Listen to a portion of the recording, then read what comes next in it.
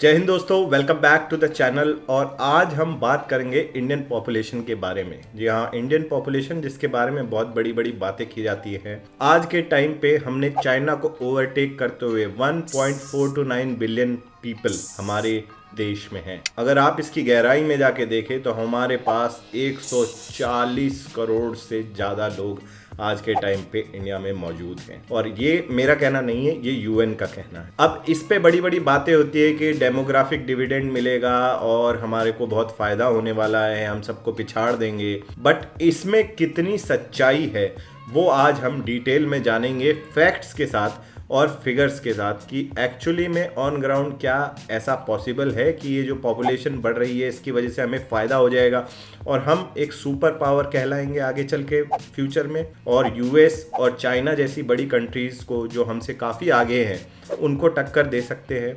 तो फैक्चुअली बात करेंगे इस वीडियो में। तो चलिए शुरू करते हैं। तो सबसे पहले डेमोग्राफिक डिविडेंड है क्या, उसको समझ लेते हैं। तो अगर हम सबसे पहले डेमोग्राफिक डिविडेंड इस चीज को समझ लेते हैं, ये होता क्या है। अगर हम इंडिया की पॉपुलेशन की बात करें तो हमारी बहुत ही young population, super young population है। इनफैक्ट वर्किंग एज में हमारी, जिसकी एवरेज एज 28.4 ईयर्स है, median age, not even average, median age. Average और मीडियन में फर्क होता है। मीडियन एज 28.4 ईयर्स की है, ठीक है। और बाय 2030 ये माना जा रहा है कि 69% जो पॉपुलेशन है वो इस वर्किंग एज में आएगी। यानी कि 1 बिलियन से ज्यादा, 100 करोड़ से ज्यादा लोग हमारे पास 2030 तक वर्किंग एज में पाए जाएंगे। और इसी को डेमोग्राफिक डिविडेंड बोला जाता है, क्योंकि काम करने वाले ज्यादा लोग हैं और डिपेंडेंट लोग, जो बूढ़े बुजुर्ग बच्चे जो हैं वो कम हैं। तो ज्यादा लोग काम करेंगे तो ऑब्वियसली जीडीपी बढ़ेगी।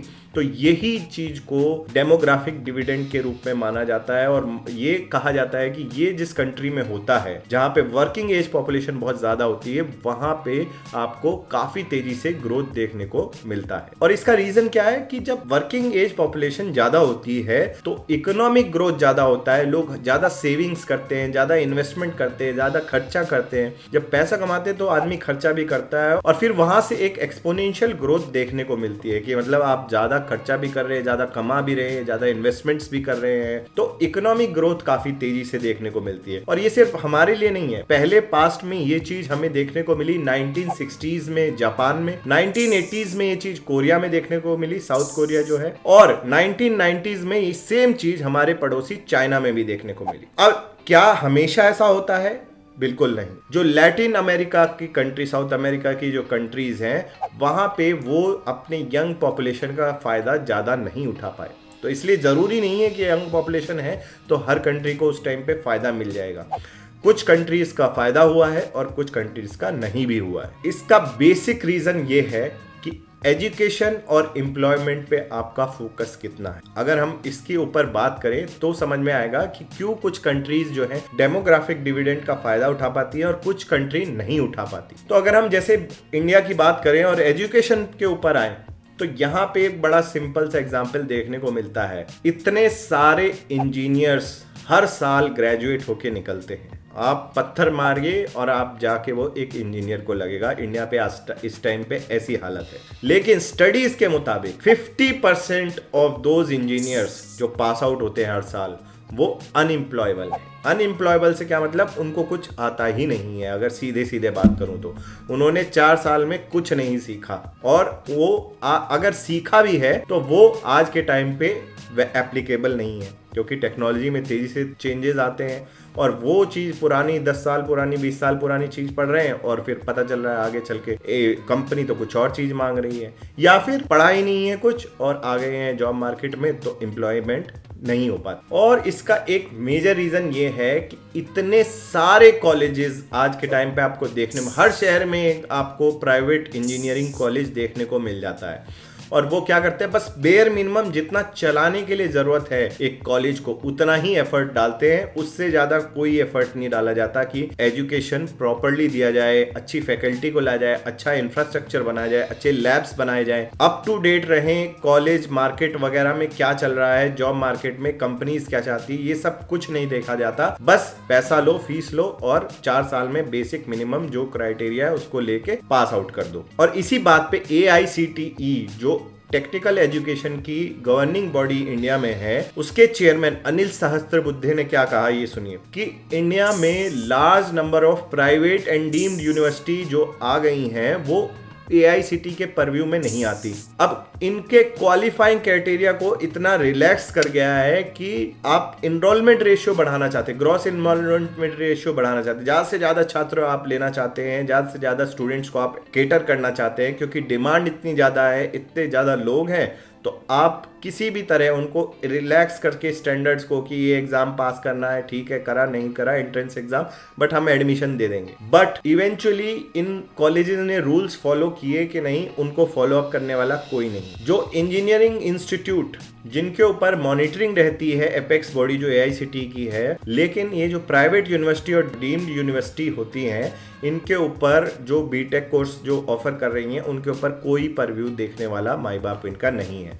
तो ये धड़ल्ले से एडमिशन देते हैं, मोटी फीस कलेक्ट करते हैं, एजुकेशन देना इनकी कोई प्राइमरी रिस्पॉन्सिबिलिटी नहीं रह जाती, ये सिर्फ और सिर्फ पैसे के लिए काम करते हैं। इसका नतीजा क्या होता है कि आज के टाइम पे यूथ एक वर्थलेस डिग्री करके, आपने 4 साल वेस्ट करके, पैसे वेस्ट करके, और आ जाता है जॉब मार्केट में जहां पे उसको जॉब नहीं मिलती। और इसी के ऊपर और दूसरा एक आंकड़ा देखें तो CII जो कॉन्फेडरेशन ऑफ इंडियन इंडस्ट्री है, उन्होंने एक शॉकिंग आंकड़ा प्रेजेंट किया है। उन्होंने क्या कहा है कि मात्र 3%, सिर्फ 3% वर्कफोर्स जो है आज के टाइम पे हमारी वो स्किल्ड वर्कर्स की है, सिर्फ 3%। चाइना में ये आंकड़ा 24%। अगर आपके पास स्किल्ड वर्कर नहीं होंगे, जिनको प्रॉपर एजुकेशन मिला है, ट्रेनिंग मिली है, वो नहीं होंगे तो आप कैसे बढ़ सकते हैं। सिर्फ 3% स्किल्ड वर्कफोर्स हमारे पास मौजूद है, और ये मैं नहीं कह रहा हूँ, ये CII का आंकड़ा प्रेजेंट किया गया है। और इसमें गलती किसकी है? इसमें सिंपल आप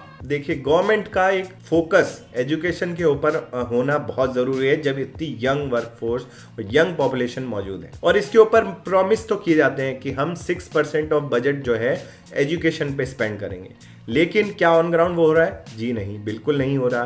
पिछले कई सालों से एजुकेशन के ऊपर जो बजट है वो सिर्फ 3% पे रह रहा है, यानी कि आधा, जितना प्रॉमिस किया गया था उसका आधा। जब आप पैसा खर्चा नहीं करेंगे अच्छे फैसिलिटीज प्रोवाइड करने में, अच्छा इंफ्रास्ट्रक्चर प्रोवाइड करने में, अच्छी सैलरी वगैरह देने के लिए, फैकल्टी वगैरह को, अच्छी फैकल्टीज को लाने के लिए, तो वो कहाँ से फिर ग्रो करेगा एजुकेशन सिस्टम। और इसका नतीजा क्या हो सकता है? जो हमारा डेमोग्राफिक डिविडेंड, जो यंग वर्कफोर्स हमें मिल रही है, उसका हम अगर उसको एजुकेट नहीं करेंगे तो हम उनको बर्बाद कर रहे हैं। और इसी से इंटर्न घूम के प्रॉब्लम आ जाती है अनएम्प्लॉयमेंट। ILO जो इंटरनेशनल लेबर ऑर्गेनाइजेशन है, उसके मुताबिक अनएम्प्लॉयमेंट रेट, जिनके पास एक बैचलर या फिर उससे हायर डिग्री मौजूद है, उन स्टूडेंट्स के बीच 15% है।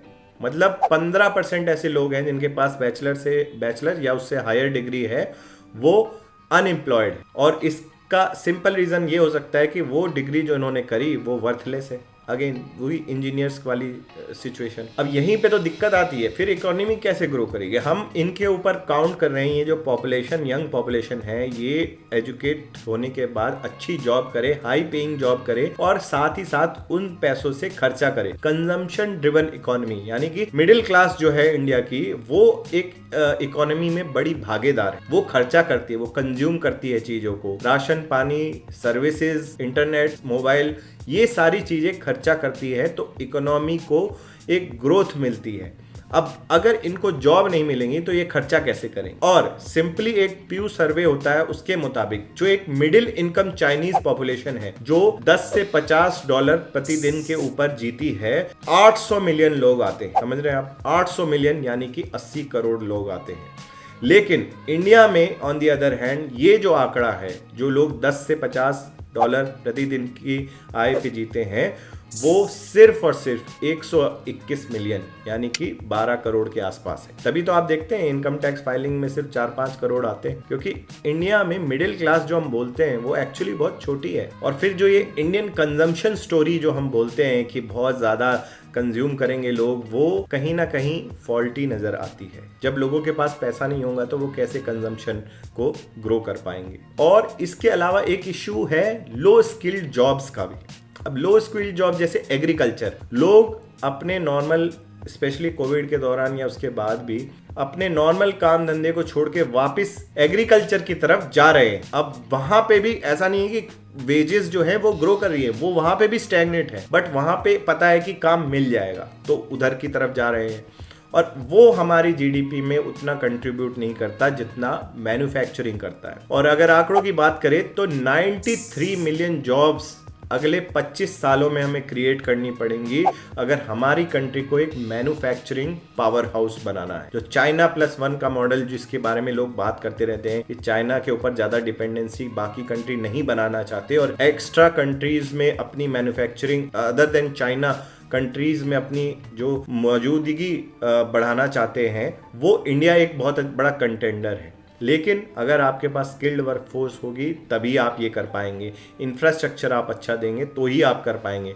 और हमें ज़रूरत है 93 मिलियन जॉब्स की अगले 25 सालों में अपनी इस यंग पॉपुलेशन को एम्प्लॉयमेंट देने के लिए। ये जो हमने 2 रीजंस बात किए, इसके अलावा एक थर्ड और सबसे बड़ा रीजन है जिसकी वजह से हम बाकी कंट्रीज के मुकाबले काफी पीछे रह जाते, वो है वुमेन पार्टिसिपेशन इन वर्कफोर्स। और अगर आप आंकड़ों में देखेंगे तो आपको हैरानी होगी कि हमारी वर्कफोर्स में वुमेन का पार्टिसिपेशन पहले जो 26% था वो एक डिकेड के बाद अब 19% रह गया, यानी कि और बढ़ने के बजाय और कम हो गया है। जहां पे चाइनीज वुमेन जो हैं वो 40% कंट्रीब्यूट करती है जीडीपी में, इंडिया के केस में सिर्फ 17%। अगर हम मोटा मोटा भी बात करें कि अगर आधी पॉपुलेशन इंडिया में वुमेन की है और आधी मेन की है, तो जब आपका आधी पॉपुलेशन कंट्रीब्यूट ही नहीं कर पा रही है जीडीपी में, तो फिर जीडीपी कैसे ग्रो करेगी। वुमेन पार्टिसिपेशन इन वर्कफोर्स बहुत इंपॉर्टेंट है अगर हमें आगे चल के पावर हाउस बनना है, सुपर पावर बनना है। तो ये सब सुन के आपको लग रहा होगा यार बड़ा ही बुरी हालत है, इंडिया का तो कुछ नहीं हो सकता। ऐसा भी नहीं है, क्योंकि कुछ चीजें हमारी सरकार ने ऐसी करी हैं जो काफी सही, सराहनीय है और कई जगह हम अच्छे डायरेक्शन में भी जा रहे हैं। जैसे कि अगर हम बात करें, इंडिया आज के टाइम पे 5th largest economy of the world है। इवन जो अंग्रेज जिन्होंने हमारे ऊपर राज किया था उनको भी हमने पीछे छोड़ दिया। G20 की प्रेसिडेंसी इस साल हमारे पास है, तो मतलब देश भर में, विश्व भर में हमारी एक पहचान बन रही है। G20 की प्रेसिडेंसी जब हमारे पास आई है तो इसका मतलब कुछ तो बात है हमारे अंदर, और हम फॉरेन मैन्युफैक्चरर्स को काफी अट्रैक्ट करेंगे। आपको हाल ही में आपने सुना होगा एप्पल ने अपना मैन्युफैक्चरिंग प्लांट यहाँ पे और सेटअप किया है, एक्सपैंड भी कर रहे हैं। सैमसंग है, बाकी कई बड़ी बड़ी कंपनीज यहाँ पे सेटअप कर रहे हैं अपने मैन्युफैक्चरिंग प्लांट। और साथ ही साथ हमारा फोकस है इंफ्रास्ट्रक्चर के ऊपर, जितने हाईवेज बन रहे हैं, शिपिंग कॉरिडोर, दुनिया भर के ट्रेन के लिए रेलवेज में काफी महत्वपूर्ण चेंजेस आ रहे हैं। तो इस वजह से और पावर हमारी कंट्री को मिल जाती है, सेलेबल पॉइंट हो जाता है बाकी कंट्री के मुकाबले। लेकिन यहाँ पे ये इंपॉर्टेंट रहता है जो हमारी यंग पॉपुलेशन आने वाले समय में आने वाली है उसको हमें प्रॉपर्ली एजुकेट और एम्प्लॉयबल बनाना पड़ेगा, तभी जाके हम इस डेमोग्राफिक डिविडेंड के जो बेनिफिट्स है उनको उठा पाएंगे। और क्योंकि ज्यादा समय नहीं लगेगा कि ये फर्टिलिटी रेट ड्रॉप होने लगेगा और जो है ओल्डर पॉपुलेशन ज्यादा होने लगेगी परसेंटेज के टर्म्स में, और जो ये यंग टू ओल्ड का जो रेशियो है वो ओल्ड के प्रोपोर्शन में ज्यादा स्क्यू करने लगेगा। ज्यादा टाइम नहीं लगता और हम उस सिचुएशन में आ जाएंगे जो 1990s में जापान में हुई थी 30 साल बाद उनके डेमोग्राफिक डिविडेंड की, या फिर आज जो चाइना में हो रही है। ओल्डर पॉपुलेशन ज्यादा है, वर्किंग पॉपुलेशन कम है, डिपेंडेंट पॉपुलेशन ज्यादा है और काम करने वाले कम है। तो हमारे पास नेक्स्ट 30 ईयर्स हैं इस डेमोग्राफिक डिविडेंड को यूटिलाइज करके एक सुपर पावर बनने के लिए। अगर हम सही डायरेक्शन में जाते हैं, जो कि हम कोशिश कर रहे हैं और कई जगह पे हम सही भी जा रहे हैं, और बाकी चीजों पे जो हमने 3 पॉइंट्स बताए उनके ऊपर वर्क करने की जरूरत है, और हम आई एम श्योर आगे चल के काफी अच्छा करेंगे। आप क्या सोचते हैं इसके बारे में, और क्या तरीके हो सकते हैं अपने डेमोग्राफिक डिविडेंड को रीपिन करने के लिए? कमेंट करके बताएं। वीडियो अच्छा लगा तो इसको लाइक करें, शेयर करें अपने दोस्तों के साथ और चैनल को सब्सक्राइब करें। Thank you so much for watching. My name is captain Shashank. जय हिंद।